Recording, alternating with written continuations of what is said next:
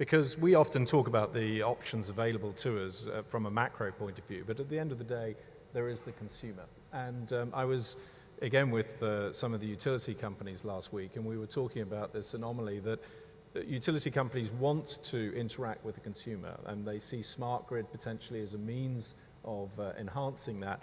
But research is coming back, certainly in the United States, that was saying that the longer a utility company actually interacts with the consumer, the worse it is for the utility company, because the consumer just is fed up of that interaction and it doesn't get much better. So anything over 6 minutes and you're in danger of actually losing a customer rather than gaining. So where is the consumer with regard to climate change, the options available to it, or does it care? I think they do care. Okay, but let's look at their priorities, because it's not exactly, there are a great variety of consumers. And for the great majority of consumers, and here I'm talking about individuals, not yet business, because let's come back to the business consumer, because of course a great deal of energy goes into the world of business. Most energy consumers in most places in the world want reliable and relatively low-cost energy, whether it is gas, petrol for their cars, or electricity for their homes, or natural gas to cook with. Their highest priority is affordability and reliability. And that is not unique to America, not unique to any country. That is typical. In addition, there are many consumers, and more, and in fact the latest numbers that were just published in the United States by Pew Research on belief in climate change is that 70% of Americans actually do believe in climate change. So not all Americans are quite as stupid as some of our political leaders.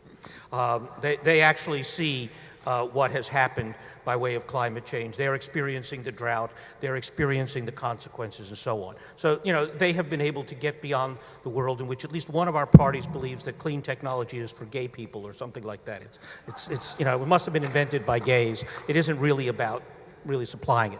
But having said that, if they have to choose between paying a lot more and not, then it becomes a bit more difficult. And we see an interesting experiment playing out right now in the city of San Francisco.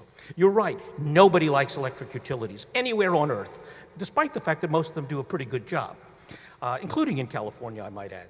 But the city of San Francisco voted to disconnect themselves from Pacific Gas and Electric and buy renewable energy for their people.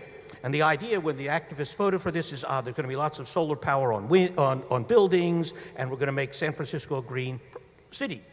The only problem is, when they put it out for bid, only one company bid, Shell. And Shell is a big evil oil company in San Francisco, and therefore just as bad as PG&E. And now there's a great deal of controversy.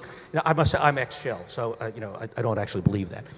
Having said that, now there's a controversy over, should we buy solar power from a big evil oil company, or is our local big evil company, PG&E, just as good in that? And so it's now back up for grabs. So this issue of what the consumer wants is often somewhat confusing. But at the bottom line, it's about cost, it's about affordability and reliability. But I would say that in most of the developed world, Japan, United States, increasingly in China, certainly in Europe, the concern about climate change continues to grow, and I think that will continue to grow and have influenced consumer choice more and more. Okay, thank you. Martin, in terms of a couple of questions actually for you.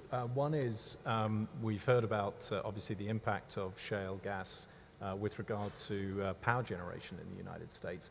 There were some early talks with regard to using gas in transportation. I'd be interested if there's any update you might have on that. And then secondly, your comments on how pricing is likely to go.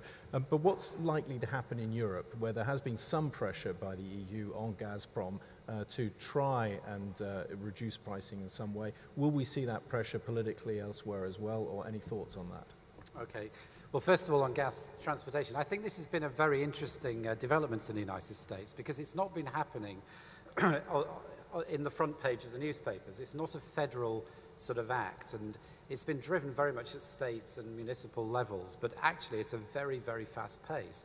So if you look at US gas demand, it's creeping up month on month despite industrial recession to a degree.